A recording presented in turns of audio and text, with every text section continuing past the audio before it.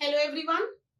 आज जो हमारा टॉपिक है वो ग्रेविटेशन चैप्टर का है और हम देखने वाले हैं कि what do you mean by the mass and the weight of a body. देखिए, ये बहुत ही माइन्यूट डिफरेंस, ये दोनों चीजें आपको पढ़नी पड़ती हैं। लेकिन जब भी मैं आपको कहती हूँ कोई टॉपिक पढ़ना है तो चैप्टर को रिव्यू हमेशा करिए कि आपने क्या क्या ऑलरेडी पढ़ रखा है। तो ग्रेविटेशन में हम ये बात जानते हैं कि अगर आपके पास ग्रेविटेशनल फोर्स है तो अर्थ जो होता है वो हर एक बॉडी पर एक फोर्स ऑफ अट्रैक्शन देता है। हमेशा जो जी फोर्स होती है जिसे हम ग्रेविटेशनल फोर्स कहते हैं, वो ग्रेविटेशनल फोर्स कैसी होती है? अट्रैक्टिव होती है। और वो फोर्स होती है capital G M M by R square. इसका मतलब कैपिटल जी जो है वो यूनिवर्सल ग्रेविटेशनल कांस्टेंट है, capital M mass of the earth है, small M mass of the body है, और स्मॉल आर की जगह आप चाहें तो रेडियस जो रह सकते हैं capital R, radius of the अर्थ ले सकते हैं। इसको हमें न्यूटन ने बताया है और हम इसे पढ़ चुके हैं। फिर हमने देखा कि जब आपके पास कोई बॉडी जो ऊपर से नीचे की तरफ गिर रही है वो सिर्फ ग्रेविटेशनल फोर्स के ही इन्फ्लुएंस पर है, मतलब उस पर और कोई फोर्स नहीं अफेक्ट कर रही है, वो सिर्फ ग्रेविटेशनल फोर्स से नीचे की तरफ आ रही है, तो बॉडी एक्सेलरेट होती है। तो उस समय हम बॉडी को कहते हैं फ्री फॉल, यानी बॉडी का जो फॉल है that is only under the influence of gravitational force, यानी ग्रेविटेशनल फोर्स के इन्फ्लुएंस से ही बॉडी नीचे की तरफ आ रही है, तो बॉडी एक्सेलरेट होती है। और उस समय हम एक्सेलरेशन को डिनोट करते हैं स्मॉल जी से, जिसे कहते हैं acceleration due to gravity. Correct? तो आपने दो टर्म पढ़े थे, एक कैपिटल जी पढ़ा था जो यूनिवर्सल ग्रेविटेशनल कांस्टेंट है, एक स्मॉल जी पढ़ा था।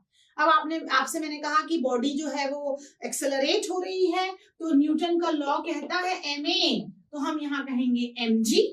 और अभी आपने कहा कि ग्रेविटेशनल के लॉ ने कहा gm बाय आर स्क्वायर। ये जो दोनों ही फोर्सेस हैं वो एक बॉडी जो under the influence of force G force गिर रही है, यानी फ्री फॉल कर रही है, उस पर लग रही है। दोनों ही फोर्स एक ही बॉडी पर लग रही है जिसका मास कितना है? स्मॉल एम है। हम दोनों को इक्वेट करेंगे और हमें मिलेगा mg is equal to gmm by R square. हम स्मॉल एम कैंसिल कर सकते हैं और हमें एक नया फॉर्मूला मिला था एक्सेलरेशन ड्यू टू ग्रेविटी का, that is gm by R square. ये सारी चीजें हम देख चुके हैं, लेकिन आज मास और वेट में पढ़ने के लिए आपको इस जी के बारे में पता होना चाहिए, एक्सेलरेशन ड्यू टू ग्रेविटी के बारे में, इसलिए मैंने थोड़ा सा आपको रिवीजन करवा दिया। अब एक्सेलरेशन ड्यू टू ग्रेविटी जो है वो कांस्टेंट है, जिसकी वैल्यू अप्रोक्सीमेटली हम निकाल के रखे हैं 9.8 मीटर पर सेकेंड स्क्वायर। लेकिन जो स्मॉल जी होता है वो वैरी करता है, उसमें वेरिएशन आते हैं। वेरिएशन का जो रीजन हो सकता है वो due to shape of the earth, क्योंकि हमने अर्थ को परफेक्टली स्फेरिकल नहीं माना है, हमने माना है कि वो पोल से फ्लैटेंड है और बल्ज है इक्वेटर से। इक्वेटर से वो थोड़ा सा बल्ज आउट है, यानी फैला हुआ है, और फ्लैटेंड है जो पोल से दबा हुआ है। तो हमने कहा है कि जिधर का भी रेडियस ज्यादा है वहां पे ग्रेविटी कम।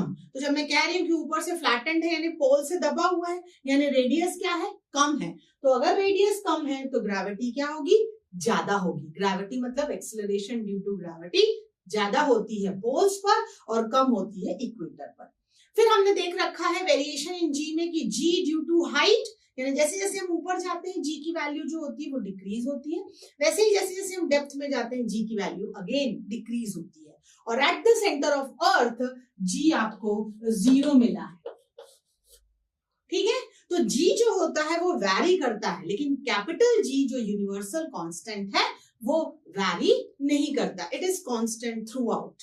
तो जब हम स्मॉल जी के बारे में जानते हैं तब हम ये कहेंगे कि वेट और मास ये कैसे दोनों अलग अलग होते हैं। ठीक है? स्मॉल जी तो वैरी करता है प्लेस टू प्लेस, पर मास वैरी नहीं करता है। तो मास एक्चुअली क्या होता है? The matter contained in any body. Mass अपने आप में एक स्केलर क्वांटिटी है। ठीक है?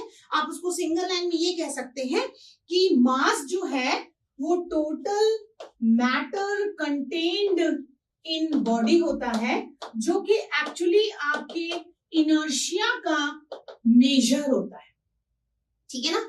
जो इनर्शिया को मेजर करता है दैट इज योर कंटेंट, जो किसी में भी है, तो ये स्केलर क्वांटिटी है। अब इनर्शिया क्या होता है वो हम पहले चैप्टर में देख चुके हैं। इनर्शिया एक्चुअली किसी बॉडी की इनहेरेंट प्रॉपर्टी है। क्या होती है इनहेरेंट प्रॉपर्टी? यानी उस बॉडी में ये प्रॉपर्टी होती है कि वो या तो मोशन में है तो मूव करती रहेगी, अगर वो रुकी हुई है तो रुकी रहेगी, unless until you will apply a force, जब तक आप उस पर कोई एक्सटर्नल फोर्स नहीं लगाएंगे। तो अगर भारी है बॉडी यानी उसका मास ज्यादा है तो डेफिनेटली आपको फोर्स का जो एक्सटेंट है वो ज्यादा करना पड़ेगा। तो the matter contained in any body which is nothing but the scalar quantity is your mass who measures the inertia, ठीक है। तो आप एक सिंगल लाइन में ये भी कह सकते हैं कि मास is a total content which measure the inertia, or mass is a matter contained in a body. It is not contained, you have to write contained. Spelling I have written content. That is matter, okay? So matter contained in a body is your inertia, or you can say mass is a content who measure the inertia. वहां आप content की spelling लिखेंगे, content which measures your inertia, ठीक है। ये मास होता है आपका, ये स्केलर क्वांटिटी हो गई, ठीक है। और इसका जो यूनिट होता है वो होता है केजी, क्योंकि आप मास मेजर कर रहे हैं तो यूनिट हो गया केजी। देखिए ये जो पॉइंट्स आपने नोट किए हैं वो कभी कभी डिफरेंस में आएंगे। तो पहला पॉइंट मैं बना सकती हूं कि it is the matter, mass is what, contain who measure the inertia. और सेकेंड पॉइंट कह सकते हैं कि matter contained in a body is your mass of the body, और आप कह सकते हैं कि it is a scalar quantity, and fourth its unit is kg। Fifth point ये भी कह सकते हैं कि mass is constant everywhere, वो conservation of mass को ओबे करते हैं, mass cannot be changed। तो mass जो होता है वो कैसा होता है, mass is constant या conserved, वो vary नहीं करता है। अब हम दूसरा टर्म देखते हैं वेट। तो वेट ऑफ द बॉडी उसे कहते हैं जिस पर आपका जो मास है, जो बॉडी है, इसमें जो मैटर है वो वर्टिकली डाउनवर्ड एक फोर्स से अट्रैक्ट होती रहती है, यानी ग्रेविटी जो उसको नीचे की तरफ क्या करता है, अट्रैक्शन प्रोवाइड करता है, that will be its weight. तो कहीं ना कहीं वेट क्या है, इट इज द फोर्स, है ना, which is acting on any mass, और वो मास जो जब ग्रेविटी से मल्टीप्लाई होता है तब आपको वो देगा वेट। तो वेट क्या कह सकते हैं, it is the force with which it is attracted towards the earth, क्योंकि मैंने कहा ना वो एक फोर्स है जो आपके मास पे लग रही है और जो नीचे की तरफ उसको अट्रैक्ट कर रही है। तो सिंगल लाइन डेफिनेशन क्या कह सकते हैं कि it is the force with which is attracted, mass is attracted, कहां अट्रैक्ट हो रही है, towards the earth, isn't it? तो अगर ये आपका फोर्स है तो डेफिनेटली फॉर्मूला क्या होगा, F is equal to mg। एक ये वर्टिकल एरो हमेशा याद रखिए सो दैट आप बोलें कि it is acting towards the centre of अर्थ हमेशा। अब क्योंकि फोर्स है तो उसका यूनिट क्या होता है, न्यूटन होगा, मास का यूनिट केजी, और ये होता है मीटर पर सेकेंड स्क्वायर।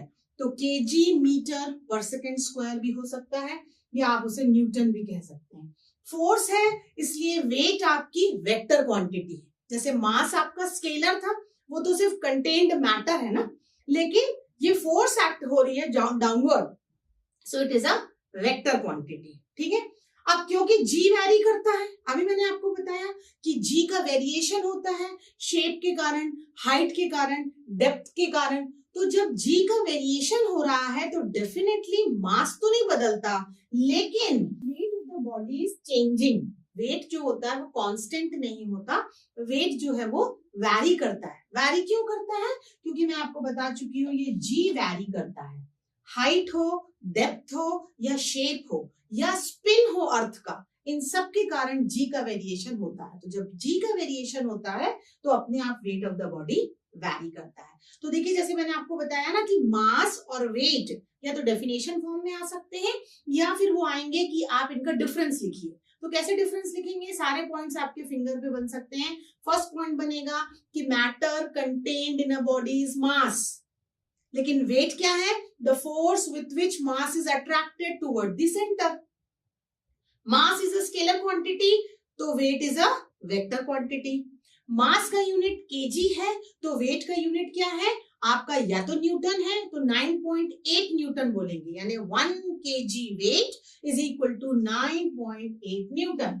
इस बात को आपको याद रखना पड़ेगा, न्यूमेरिकल में भी ये बात काम आती है कि अगर कन्वर्ट करना है तो 1 केजी वेट किसके बराबर होता है, 9.8 न्यूटन के बराबर होता है, क्योंकि इसी के हिसाब से बॉडी जो होती है वो नीचे की तरफ अट्रैक्ट होती है। और आपका जो मास है दैट इज कांस्टेंट यानी कंजर्व्ड है, लेकिन जी वैरी करता है, इसलिए वेट इज वैरिंग।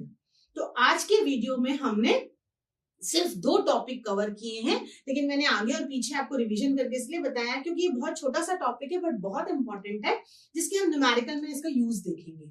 तो हमने देखा कि मास क्या होता है और वेट ऑफ द बॉडी क्या होता है। या तो डेफिनेशन फॉर्म में क्वेश्चन आएंगे या तो आएगा कि right the difference between mass and weight. Thank you student.